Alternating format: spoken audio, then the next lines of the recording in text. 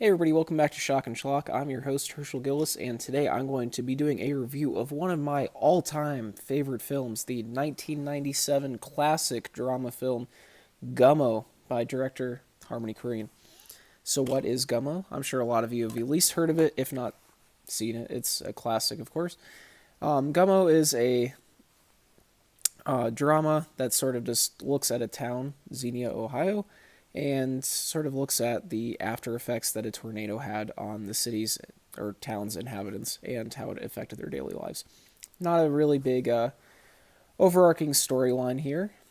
Yeah, it just follows the groups of characters going about their lives in Xenia, encountering odd people, doing odd things, and trying to just deal with their lives.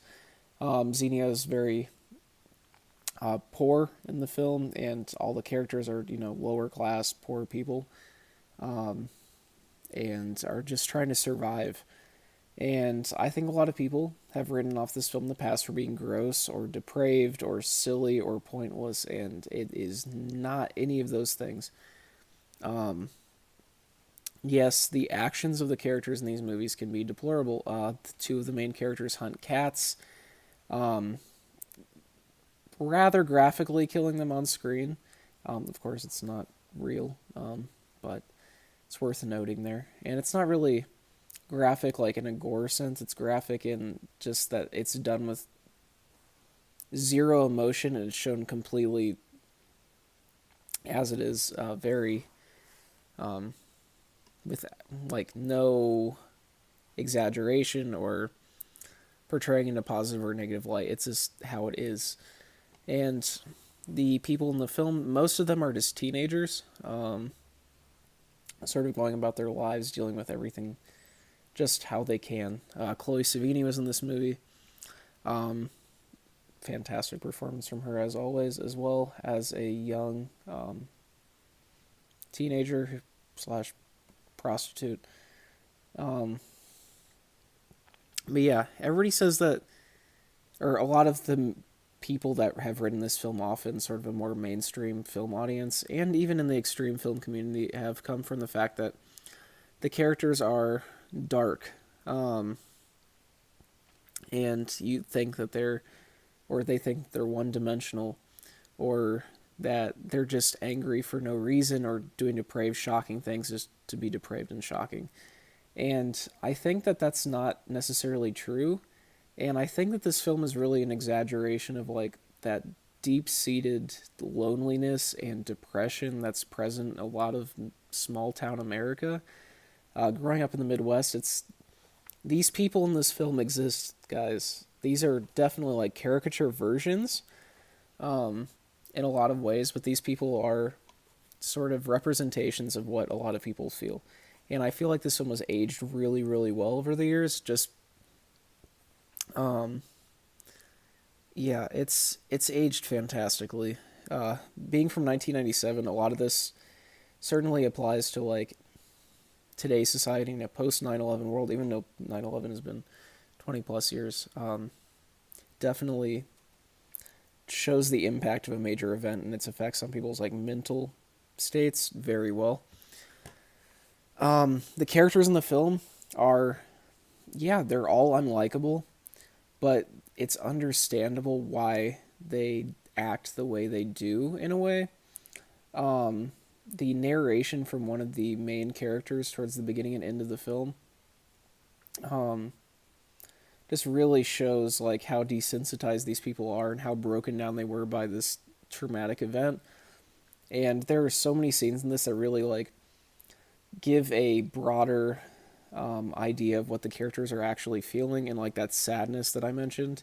Towards the end of the film, I don't want to spoil too much, and I feel like this isn't like a major plot point or anything, but there is a point where two of the characters have just killed a cat and are shooting with a BB gun in the rain, and they just sort of look down and look at each other, and they just have this very sad look in their eyes, and just go back to doing it.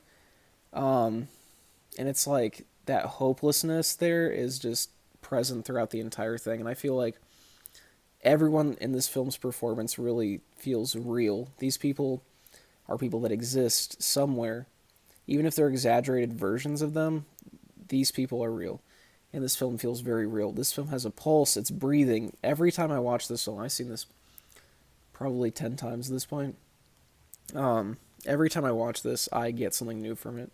It's fantastic. It is by far the best film Harmony Korine has ever worked on, and I stand by that statement until the day that I leave this earth. It's great. There's nothing bad that I can say about Gummo. I'm not even going to give it a review score because you should just watch it. It's fantastic. There are a couple gross parts in this, nothing too crazy though. And this film's frequently on the most disturbing movies list, or mentioned by people as being an incredibly bothersome, disturbing movie. On paper, it certainly is. Like, obviously, animal abuse and sexual abuse of minors and everything like that is obviously disturbing. But in this context, it is not as shocking or exploitative as you would think. It's certainly just sad. There's a deep sadness to everything in this movie. The characters, the plot, the music, everything is just very melancholic, but not in like an exaggerated, silly, nonsensical way. This is really a misunderstood classic, in my opinion. It really deserves to be watched, to be analyzed, and my little review of this does not do it justice. You should definitely check out Gummo if you haven't. Even if you have, give it a rewatch. It's awesome. It's a great movie. Makes a great double feature with Harmony Korine's other film, Trash Humpers, as well. That one's a bit more weird, but it has that same sort of lawlessness to it as well. And I feel like that one's also written off too much. It's not as good as Gummo, in my opinion, but yeah. But yeah, and as some of you guys will notice, I'm back in Indiana. I'm not out of town anymore. I'm not coughing anymore. My allergies are, of course, kaput. And what was the first thing that I did before filming my first review in Indiana? I made Harold.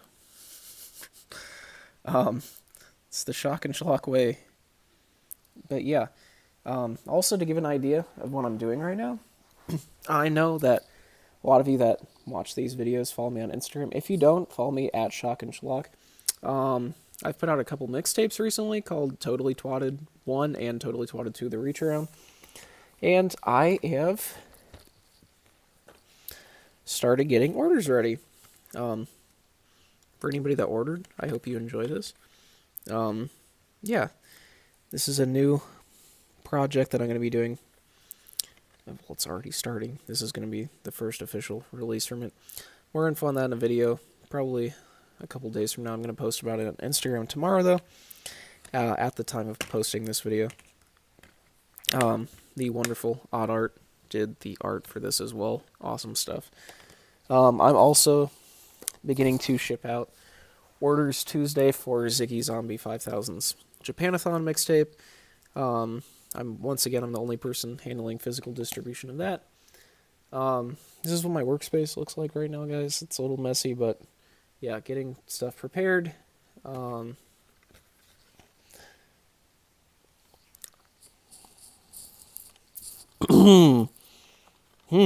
wonder what this could be. I'm not going to talk about this right now. Consider yourself teased. But yeah, I'm happy to be back in town. I'm sorry I keep looking up my nose, guys. That's disgusting. Got a lot of cool packages, by the way. Don't think I can do a unboxing video. I don't think it's enough to do that. And one of them I'm doing a review on tomorrow, so I don't want to talk about too much of that. But I do want to just give it a little glance, if I can, without getting demonetized. Got some stuff from Dead Format Films. I got Gummo milk. Super excited about that. Of course, did my review of that, but Dead Format is the best. The CFB 4-movie Blu-ray collection from Toxic Filth Video. I'm going to do a review on that as well. This one I definitely cannot show the cover. But once again, Dead Format Films release, old one. Thank you to Mr. Horse for making these for me. The Genki Genki collection with volumes 1 through 5. And going on Genki Genki, if y'all are watching this far into the video, this is the most money I've ever spent on a DVD. But as some of you may know, I have a collection of Japanese films of a certain variety. And authentic Japanese DVDs of these are very, very difficult to come by, okay? Authentic, original, non-bootleg Japanese fetish films are very hard to come by for the most notable ones. And a friend of mine on Instagram, I did pay, we'll say 3 digits. We won't go how far into that, but Genki Genki 9, sealed,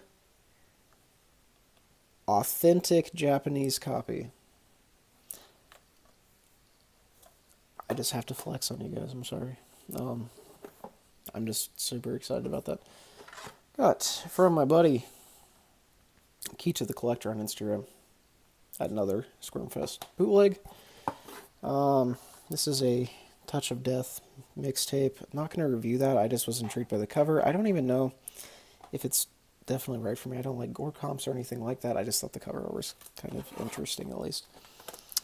These I can't show the covers of, but I got PTJ 001, 011, 003, and 004.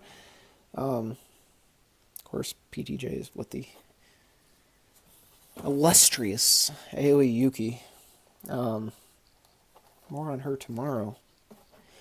But yeah, super excited. Got some cool stuff when I came back in town. And yeah, just looking forward to doing more reviews. This new project I'm working on. Not sure how much more I can show of that without giving too much away, but the mask will make an appearance tomorrow. You heard it here first. But yeah, that's it for today. More reviews coming this week. A couple big announcements coming this week. I know I say that every week, but you know, have I ever missed an announcement when I said there was going to be one? Absolutely not. There will be a big announcement tomorrow. More reviews this week. I am going to be interviewing Damon Packard, filmmaker and film connoisseur in general, on Friday of this week as well. Super excited about that. Totally Twatted 3 will be out in 2 weeks or so. Also very excited to announce that Totally Twatted, the trilogy, will be put out by... Let's save that for an announcement video. And I'll end on that, guys. I'm your host, Herschel Gillis, signing off for today. Come back later this week. As always, 0 planning, 0 editing, and 0 brain cells. I actually said my slogan right today. First day back from vacation, or first full day back from vacation. Already starting off good, guys. And yeah, keep those bell notifications on. Make sure to subscribe if you haven't. Follow me on Instagram. Follow Oddart on Instagram. Order some merch. Yeah, signing off.